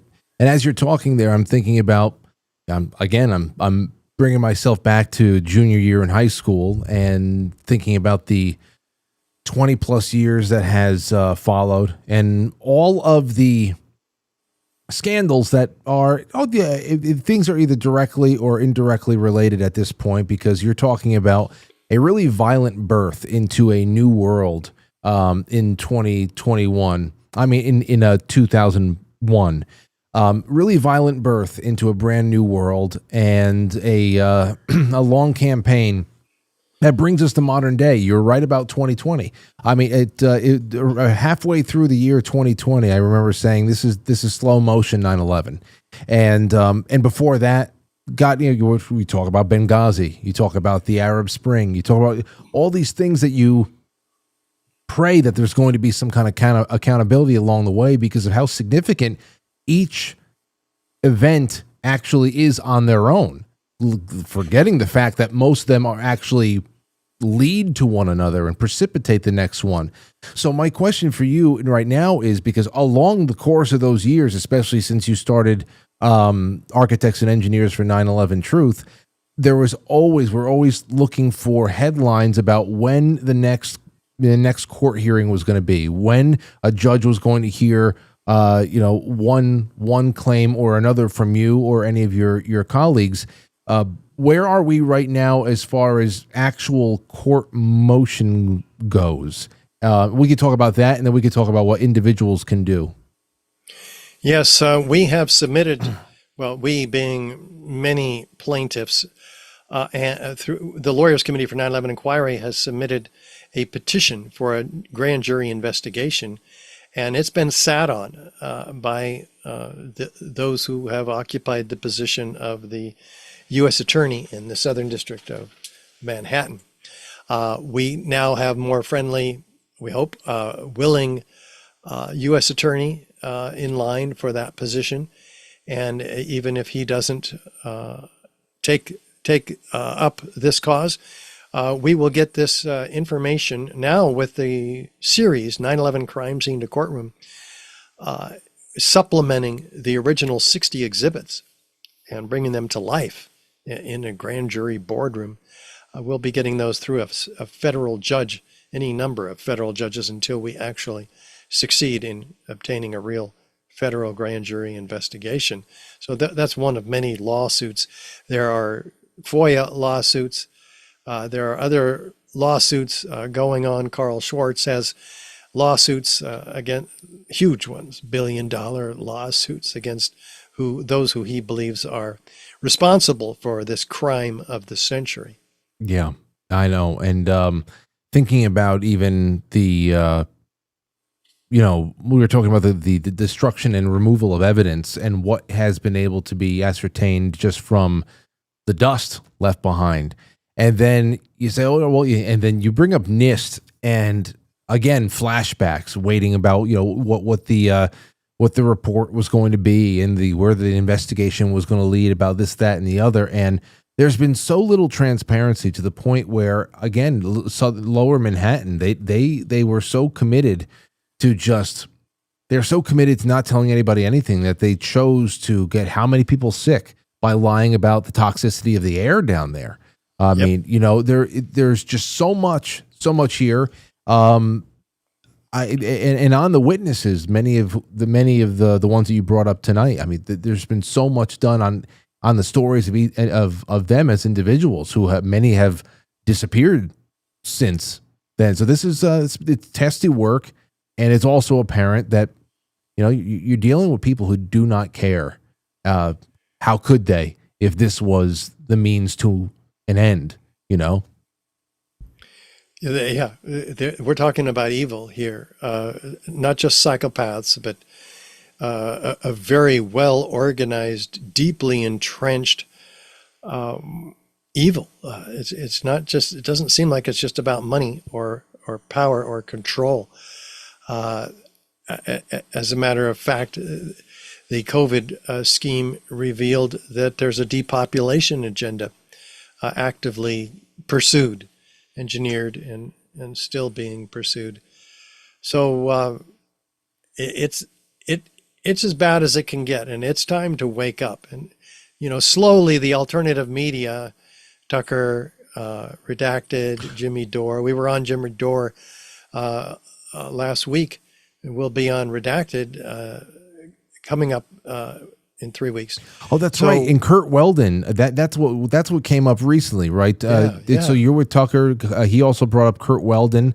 I know I saw you with Patrick Bet-David as well, and the fact that this stuff is getting out far and wide, it's very heartening. It is, because there's been so much. There's such a blockade on any kind of conversation of the sort, and what are you going to do? You censor everybody? It's a little bit obvious at that point. Right. At some point, CNN's got to start talking about this. Right now, all they do is attack Ron Johnson for talking about controlled demolition of Building 7, a Republican senator from Wisconsin. He has poked his head up above the fray and said, hey, controlled demolition, Building 7, molten metal, we need a real investigation here. So I offered to help him to understand this evidence, and I had a 40-minute opportunity to be with him on Zoom, and he saw it all. He was blown away. There's so much here. Okay, so as far as individuals go, I mean, if people are hungry for information, many people have been doing their due diligence. Many people have been following you over the years. They could, I wouldn't be surprised if there are quite a few people in the audience who could give this presentation you just gave today because of how much they were studying and absorbing work from professionals like yourself. But to take that beyond self-edification and into effective action, what would you suggest to the average person do if they want to put some a little bit more will behind bringing this to consideration of higher levels of the public? Take the Quite Frankly podcast, everybody, and send it to every architect and engineer you can find, every elected media representative, and everybody that you know. It's absolutely critical that we wake up our fellow countrymen and save our country. If 9/11 stands, then this country will fall. It's that simple. Richard Gage, I hope that, I hope our paths cross in the future. If you're ever in the tri-state area, I'd love to host you here in studio. It would be, I know that we only got the light version of the presentation tonight. There's so many other things I'd love to ask you about. So in the future, if you're ever, waltzing through our neighborhood, you are more than welcome to come and occupy a seat over here, sir. Hey, great. I'll do it. That'll be fun, Frank. Okay. So Richard Gage 911.org. That's where you want everybody to go, correct? Yes. RichardGage911.org. If you can still see it up here somewhere there. So hold on. I'll do you one better. Your lower third that I made for you. There you go. RichardGage911.org. Check him out. And thank you. Thank Gail. And it's been really an honor meeting you, sir. And I hope that we get to speak again soon. Most definitely. Thanks, Frank. Okay. Take care. All right, ladies and gentlemen, there goes Richard Gage. I mean, we're talking years of wonderful work. And I'm glad I finally got to speak with him. So there you have it. When we come back, I see this is Tucker Carlson 5 weeks ago. After 20 years in Congress, Curt Weldon was about to become chairman of the House Armed Service Committee when he publicly questioned the accuracy of the 9/11 report. In retaliation, the Bush administration sent federal agents to his daughter's house and ended his political career. And now at 77, Weldon has decided to tell the truth about what actually happened on September 11, 2001. That was 5 weeks ago. And we just got to talk to an OG. That's that. All right. Let's take I'm not going to go on a break. I just want to start taking some calls here, and I'll see what you guys think. How did you enjoy tonight? And while you're calling up, before I go to the super chats, because we have a few in, I will just say, ladies and gentlemen, I'm taking a moment to let you know that if you want tons of behind-the-scenes content, I'm going to be taking you on the road with me this week. That's right. Lauren, myself, Aurora, we are going up into New England, and I'll be updating along the way, especially on Patreon and Subscribestar. There's so many wonderful things that you can do to support this show and keep it independent, so we can do things like this regardless of what platforms will have us. And I really would love to have you aboard, because not only do you get a whole bunch of universal perks now, and not only can you go into the specialty perks on Patreon and Subscribestar, where you can be a pen pal of mine, or you can get into the postcard club. I just took all those Polaroids yesterday. I hid myself behind all the creeping flocks that I started putting in the yard. And I think I took a couple of good pictures out there that could have been featured in Good Housekeeping. But anyway, Anyway, aside from all those universal perks, I'm going to call you. We're going to mail stuff home. No matter where you sign up, you send us over your email, your mailing address. We're going to send you Keto Brainz. We're going to send you stickers. We're going to send you whatever the hell else we have laying around the house. And then you give me your phone call, your phone number. I'm going to give you a phone call. I've already called 3 people as they are just going about their lives. And it was a fun time. I can't wait to call you guys up while you're just going about your day. All of a sudden, no, Frank just called me. That was weird. Okay, let's see here. 914-200-0269. And I will hit the super chats in the meantime. All right, first one up on Rumble. Rumble rant from Shotzi. Shotzi says, enjoy your anniversary trip with Lauren and Aurora. It will be great. It'll be great. And we're even meeting up with cousin Sherry and Dave up there. So there's going to be, good people to start a stream with whenever we're just all hanging around. Not like we're going to a theme park or anything. 914-200-0269. And remember, we're doing Film Club after this at 9 o'clock. So I'm going to stop that, going to go live. I hope you watched The Prestige. And even if you didn't, hang around, watch The Prestige this weekend, and then re-watch the Film Club, because it's going to be great. Hey, would you blow me too, says W's brother Marvin was head of security and removed the bomb-sniffing dogs at the World Trade Center complex like 2 months prior to 9/11.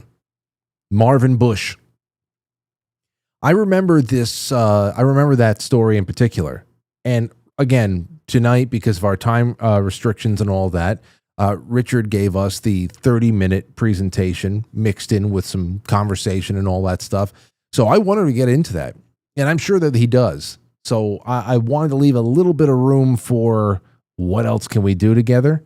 Because if there's ever a year that I can get Richard Gage hanging out in here, perhaps with Charlie, I think that Richard and Charlie Robinson and two other of our friends. Shit. Who the hell was it?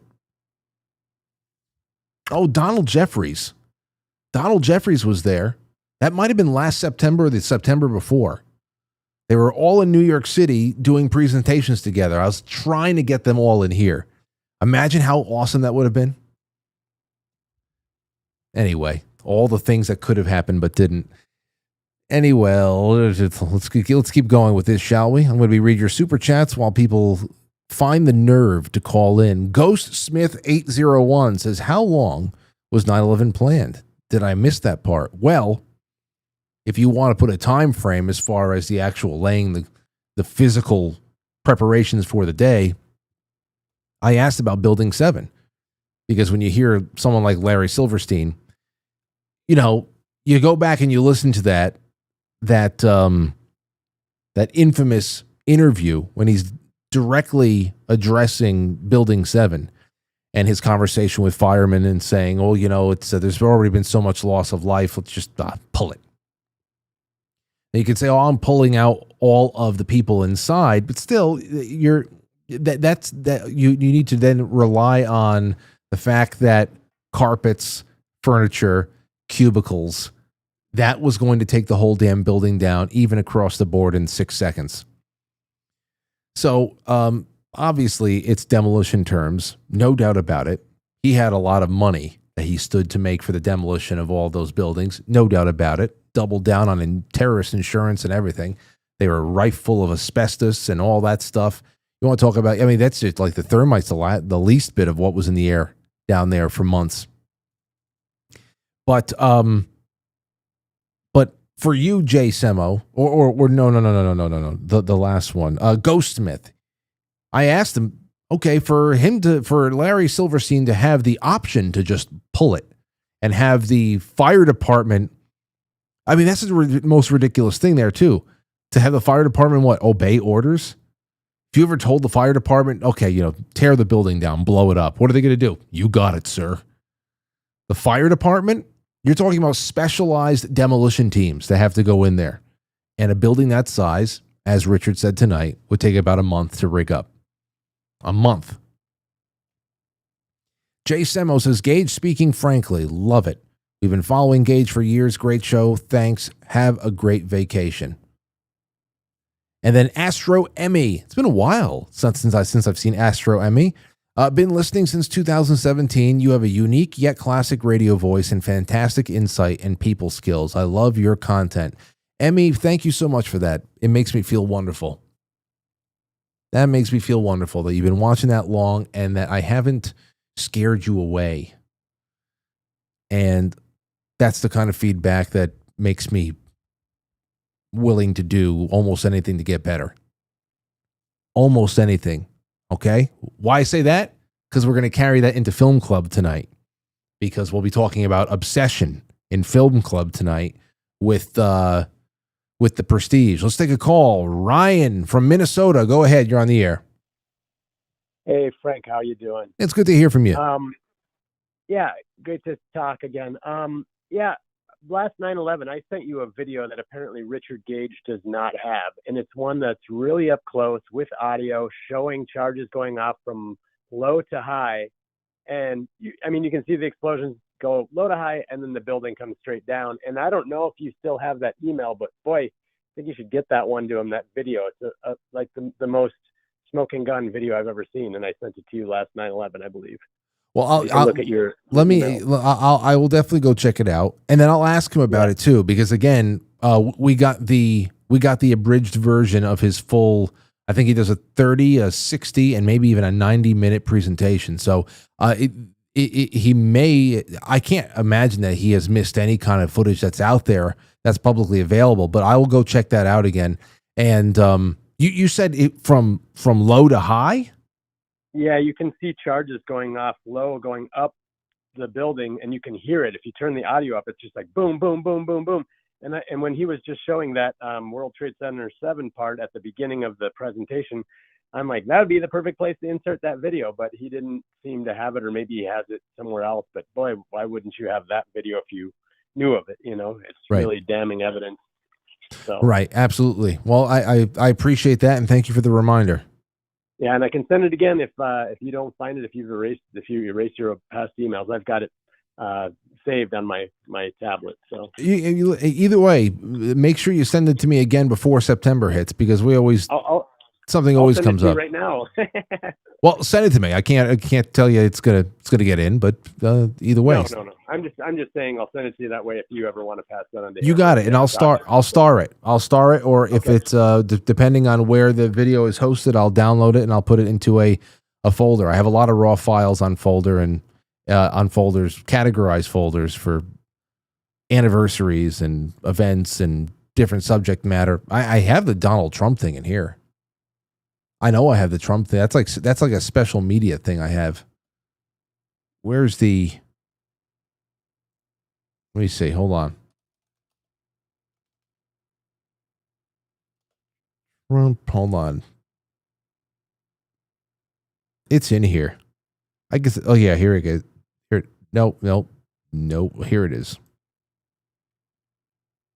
There's a great deal of question about whether or not the damage and the ultimate destruction of the buildings was caused by the airplanes, by architectural defect, or possibly by bombs or aftershocks. Do you have any thoughts on that? Well, it was an architectural defect. The World Trade Center was always known as a very, very strong building. Don't forget, that took a big bomb in the basement. Now, the basement is the most vulnerable place because that's your foundation, and it withstood that. And I got to see that area about 3 or 4 days after it took place, because one of my structural engineers actually took me for a tour because he did the building. And I said, I can't believe it. The building was standing solid, and half of the columns were blown out. So this was an unbelievably powerful building.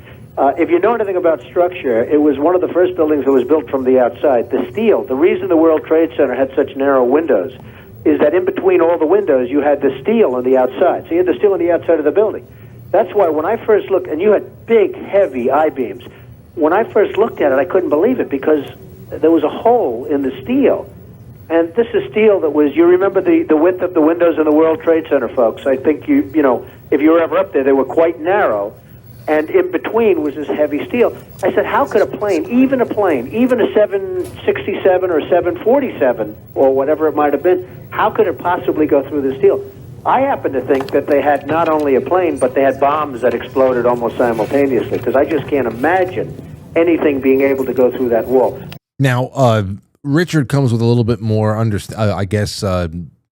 analysis of what could be done to damage superficially and cut through.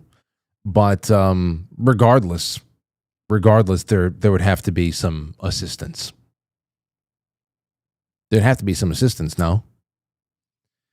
So, because you have two buildings that have a supposed X factor with fuel that you didn't have in the other building, and they all had the same exact behavior. The same exact behavior. Okay, let's see here. Over on YouTube, we have a couple. Let's see. Do we have a couple of super chats there? I think we do. All right.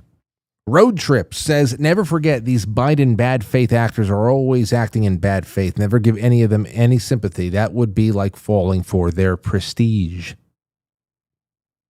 We'll get to that in just a second now. We're going to switch up gears. Jay Britt says, have a ball in Maine with the fam. Jay, thank you so much. And Road Trip, thank you. Love to both of you. Leanne says, thank you for the show. What does Richard think of Dr. Judy Wood's documentary, Irrefutable? That's another thing. I would love to bring Dr. Judy Wood up and other people, their work. A little bit of a tip of the cap to Judy Wood by using the term dustification tonight. And, but I don't, I can ask more direct questions next time we have him on. I just wanted to make sure that if this was the last time we ever talked to him, because he's a very busy guy, I wanted to make sure it was as complete and direct a conversation as possible and just keep it focused on him. So, but we're thinking the same thing, Leanne. I'd like to throw those questions out there. ST says, totally possible and most probable thermite. Great guest. Thank you. Max Meeks. Chapter 3, We Are the American Zombies, 2014, was all about 911. Thank you, Max, for that.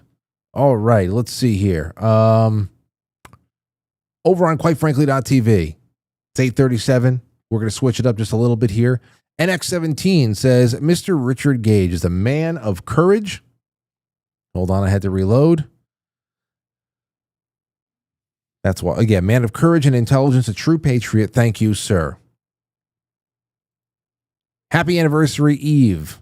Amethyst Cat, thank you so much. The Sentinels is absolutely mesmerizing, logical, and revealing. On the day just before going to work, on the first plane hit, by the time I got to work, the second one had hit. When Mike told me, I said, that means it's on purpose and we can go get the MFs. We still need to get the MFs. I know what you're saying there, too, because you have the indignation, the rage of seeing this happen and knowing so many people are suffering and dying right there. And so it's horror, it's rage, it's bewilderment. As I said before, it's one of those violent birth pains of a world remaking itself or being remade. And we had that many times over with the lockdowns, and then that stillbirth of a Joe Biden inauguration, or we had to watch that ghoulish inauguration where there's nobody out there except all the little American flags, and there's a full military quarantine of the Capitol. Y'all, think about the shit that we have watched over the last 25 years. Strange, man. Just very strange. But yeah, there is an Iced Earth album, The Glorious Burden, that I love so much, and I listen to a lot around May, June, July. It's a very patriotic album by the band Iced Earth. Wonderful. John Schaefer, one of the chief songwriters there, guitarist, he was arrested over his presence at the Capitol on January 6th, 2021. And they have that song in there, When the Eagle Cries.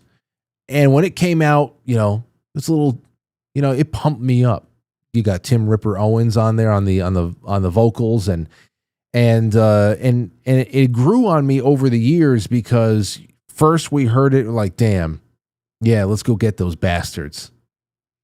And then as the years goes on, you realize that we need to get we need to get different bastards.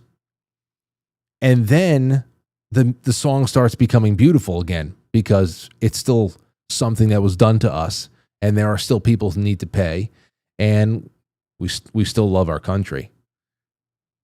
We still love our country despite who's running the country. So I love that album, and I love that song in particular, even though it's got just enough cheese.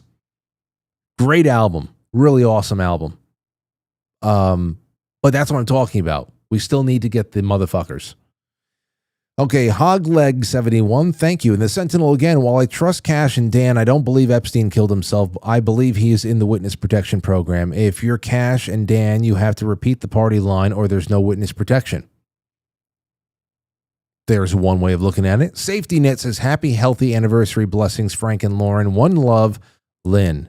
And then Zoso Dude says, in the 6+ years I've been watching, quite frankly, this was the single most incredible show yet, and there have been some bombers. Thank you, Frank. Well, thank you, Zoe. I appreciate that a lot. I really do. We'll take one more call. 704, you're on the air. Go ahead, David. Hey, Frank. I just, what a show tonight, man. You've just outdone yourself. I'm glad you liked it. Well, I mean, Richard Gage did. Yeah. I wanted to bring up a little bit different aspect to it, though. And hopefully everybody watching hears this. When I first woke up, I think it was around 2009, somewhere around there, and I found the Architects and Engineers website, and it kept getting more and more expansive as I would visit it through the years. And I noticed that there was like a psychological part on there, and it talks about when people aren't ready to accept the truth. And it talks about some people just can't cope. They can't deal with it. And I actually experienced that one time with a friend at work. And I started, and I was real good friends with this old guy. And he was older than me. And I'm pushing 60. And he was in his 60s. And I said, man, so what do you think about 9/11? I said, you don't still believe the official story, do you? And he went, hell yeah, I do. And he got bent out of shape. And he said, I don't want to hear nothing else about it. Don't mention that to me ever again. He got sideways with me, man. And I realized, I dropped it. I said, okay, Bill, okay, man, no problem, buddy. I swear I won't never bring that back up again. And it reminded me of that part about the whole psychological aspect about that's one thing Richard Gage sort of left out there in the end when he was talking about, if we don't get the word out, America's going to fall. You just sort of gotta, I'm not going to say walk on eggshells, but be careful with how you present it to people. And if you get any real resistance and people just can't deal and they can't cope, let it go with those folks, find somebody else to talk about it with. And, you get what I'm saying? I know exactly what you're saying. And I think a lot of people in the audience would be very surprised about very surprised with how it is hanging out with me in person. Because of the nature of the show and how sometimes we get deep into the weeds of one thing or another. I stay so far away. I am more one to just whistle and walk away and find something else to do. If I start hearing people and I can assess what kind of people, are these people you can actually have a conversation with, or are they stuck in something? If they start getting political, socio-political, or whatever, I will find a way to just drift to another part of the party or whatever the hell it is. And I'm more of a neutralizer than anything like that, because you're right. I know those responses that you're talking about. And I mean, I even heard, for example, like Jay Dyer recently, he was taking calls, and somebody asked him how he approaches family members who are not Orthodox. They're either Catholic or Protestant or whatever the hell else. Do you debate and push, or do you just kind of let that stuff go for civility? He goes, oh, no, never push that, or there's one thing. Okay, you're online, you're in a public forum, and this is, people want to, test steel and steel, and talk something out or debate something. But in real life is just not that. If a friend or a family member comes to you and says, listen, I saw something that disturbs me. I've got some questions. I've got some doubts. What do you think about this? You're good to go. Just talk. Don't be didactic, and just go as far as their curiosity allows them to go. But other than that, we live way too short lives right now. We got to preserve as many relationships as possible and enjoy each other, because you're like you just said, David, man, some people's triggers are really they're hair triggers. They're just not ready to psychologically accept or even entertain the possibility that, that what the government said wasn't true. And, it's just in other words, I thought it was, we were cool on so many different levels, on many different topics. And I just thought that, it was okay to talk about, and I found out that it wasn't, and I had to just, back off, and everything was cool after that, and I never brought it up again. You better believe that. Yeah. But, just wanting to wait, because Frank, I got to be honest, I'm still pissed off about 9/11, and that's the one thing I can't get over. What I had to do for me to psychologically get past all the pain the best I can is remember that's my grandfather's birthday, and I just turned it into another happy day for me. Happy birthday, Grandpa. That's what I say every September 11th when I wake up. That's what I try to remember and put it back in a decent perspective on that day in my mind. I try not to let it, wear me down and beat me down all day long. Well, good. Those are good thoughts to share, and I think a lot of I wouldn't be surprised. I'm not. A lot of people think about this the same way you do, and it is upsetting. And thank you for the call. But for example, like what I was talking about with Richard about what he's doing and the time that's going on, and all the other things that you deal with since 2001. I mean, 11 years after September 11. 2001 is the Benghazi attack. That's September 11, 2012. It's just, and that still hasn't been, who's been held accountable for that? We got a bunch of performance art from Trey Gowdy. And then Benghazi led us to finding out about Hillary Clinton's servers. And who's been held accountable for that? And then from there, we had 2016 and the DNC leaks and the Podesta leaks, and we're learning about the Arab Spring, the Catholic Spring, the Orthodox Spring, what's going on in Ukraine. I mean, where's the accountability? Listen, that's where I get upset, and we don't even know everything. You can kind of see how these things are. But I don't assume perfect knowledge. What David was just saying there is the big thing is just that a lot of people don't even want to accept that the official story is not the truth. Not that you know exactly what happened, because that's another big problem where everybody gets themselves. And then you get committed, and you get overly committed to your favorite side of the story and your favorite part, your favorite theory. It's a home cooked theory. It's whatever the hell it is. The fact of the matter is, if something is not true after they've been telling you it is, you got a big problem. And the implications of that alone should be enough to shake you. You don't have to assume perfect knowledge. And the implications of that not being, of an official story like this not being true, is enough for anybody to be shook. And I get it. And I'd rather just have a nice, quiet night around a fire pit and have a drink with an uncle and some cousins and not have any of that screw with our heads than convince the people in the backyard and then they don't want to come over for a barbecue anymore because cousin Frank's a loon. Is it worth it? No. All right, and here's another official story for you. Let's get this done because I got 10 minutes and then I'm going to start and stop. Here we go. Official story time. Joe Biden diagnosed with aggressive form of cancer. This is from WorldNet Daily. That's what we got over the weekend. He's been diagnosed with an aggressive form of prostate cancer with metastasis to the bone. A statement from his personal office on Sunday indicated last week President Joe Biden was seen for a new finding of a prostate nodule after experiencing increased urinary symptoms. On Friday, he was diagnosed with prostate cancer characterized by a Gleason score of 9, grade group 5, with metastasis to the bone. Grade group 5. Is that beyond 4? I'd have to imagine.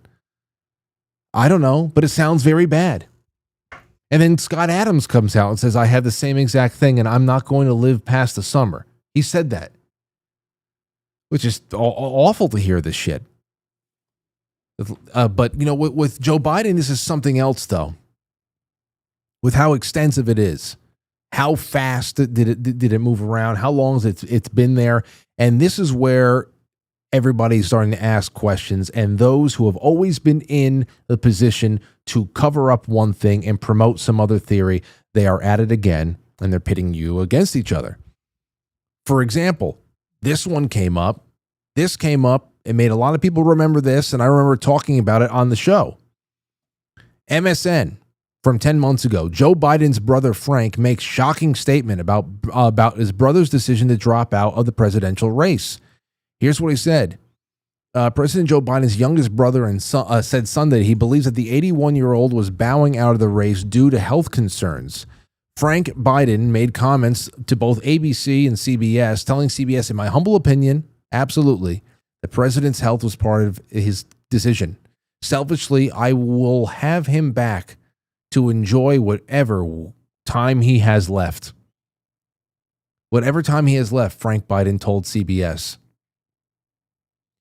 But a Biden family source poured very hot water on Frank's claims. Frank Biden suffers from alcoholism and hasn't spoken to his brother in weeks, the source told CBS. What he said is completely untrue.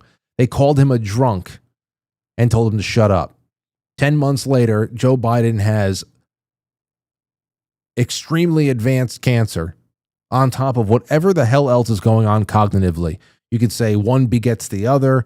It's happening at the same time. I don't know. One way or another, it's just the medical emergency in Las Vegas I started thinking about. You remember that? They had to medically evacuate him in Las Vegas last summer. It all makes greater and greater sense, though. How much more sense there has to be made?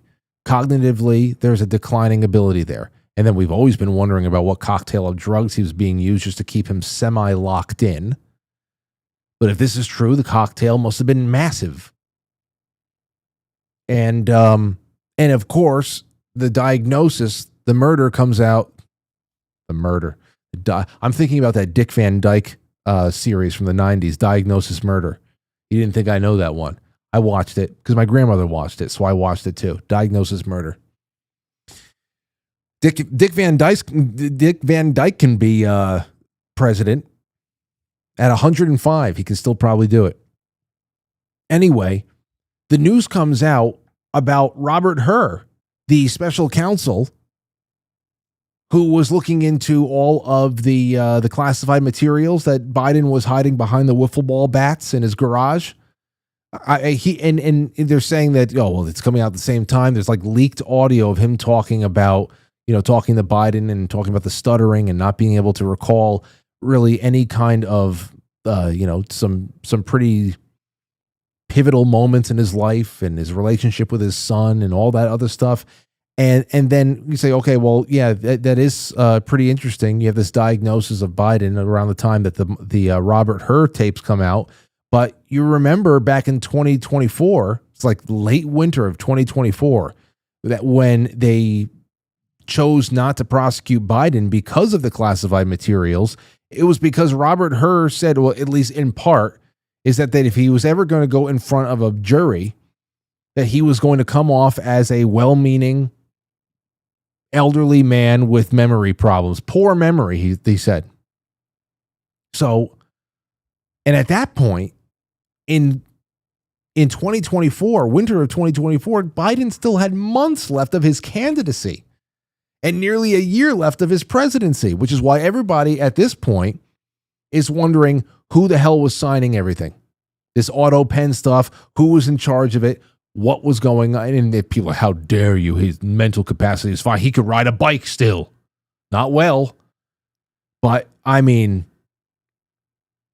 it would be great to have just gotten a smidgen of concern from the people who are going out there and doing the whole President Musk thing. The hecklers who love to talk about President Musk, who would be hard-pressed to pinpoint and even try to describe what faceless congregation was actually running the country under Biden, because he literally couldn't control his own body. And this is a sad thing to hear about, but even sadder for the rest of the country because of the level of psychological control that they have put on us. It's nuts. So again, it was all covered up to maintain control over the office. Official stories, there you have it. And I just think that the brother's comment about Joe enjoying whatever time he has left is very telling. And it's, I don't know. Could just be another. They chose to cover it up. And also, listen to this. I've got to tip my cap to my producer Krista for finding this, because I did not see this at all. Did everyone see the CBS Sunday Morning interview that they did with Tim Waltz and his lying, psychotic, as Krista called, Stepford wife and the teenage son Gus? You remember Tim Waltz's wife? You remember Gwen? Bye-bye, Donald Trump. We are turning the page. 52 days and we are turning the page. 52 days and it is bye-bye, Donald Trump. Oh, gosh. Just very pleasant. Anyway, CBS does this thing here. You remember Gus? Do you remember Gus? Well, the Kamala campaign handlers must have seen Gus, who seems to be... Okay, first of all, here's how they depicted him. Ready? Hope, Gus, and Gwen, you are my entire world, and I love you. His words reached the nation, but it was his son Gus who touched us all. So his son gets up. He starts getting all Kyle Rittenhouse, to be honest. He looks like he's overcome with emotion. I don't know what's going on, but feeling the intensity of that moment, we all saw him say, "That's my dad." You could see it simply as a son bursting with pride. But what came next made it more than that. Some people saw the raw emotion and responded with compassion. But others made fun of him. That's what they're talking about. This is what they started doing. Tim Waltz's son, Gus, brings disabilities to the national stage. This was published all over the place about how he has some nonverbal thing going on, or he has attention deficit. They're pretty much painting him as autistic and really just very lower functioning.